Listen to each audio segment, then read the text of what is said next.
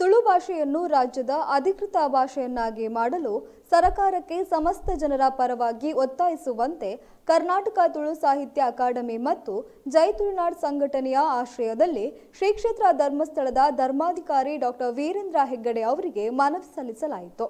ಜೈ ತುಳುನಾಡ್ ಬೆಂಗಳೂರು ಘಟಕದ ಸದಸ್ಯ ಧನಂಜಯ್ ಆಚಾರ್ಯ ಅವರು ಓಂ ಎಂದು ತುಳು ಲಿಪಿಯಲ್ಲಿ ಬರೆದಂತಹ ಫಲಕವನ್ನು ಹಾಗೂ ಜೊತೆಗೆ ಡಾಕ್ಟರ್ ಡಿ ವೀರೇಂದ್ರ ಹೆಗಡೆ ಎಂಬ ತುಳು ಲಿಪಿಯ ನಾಮಫಲಕವನ್ನು ಕಾಣಿಕೆಯಾಗಿ ಡಾಕ್ಟರ್ ವೀರೇಂದ್ರ ಹೆಗಡೆ ಅವರಿಗೆ ನೀಡಿದರು. ಇದೇ ವೇಳೆ ಧರ್ಮಸ್ಥಳದ ಮುಖ್ಯ ನಾಮಫಲಕವನ್ನು ತುಳು ಲಿಪಿಯಲ್ಲಿಯೂ ಇರುವಂತೆ ಮತ್ತು ಧರ್ಮಸ್ಥಳದಲ್ಲಿ ಸೂಚನಾ ವ್ಯವಸ್ಥೆಯನ್ನು ತುಳು ಭಾಷೆಯಲ್ಲಿಯೂ ತಿಳಿಸುವಂತೆ ಆಗಬೇಕು ಎಂದು ಮನವಿ ಮಾಡಲಾಯಿತು.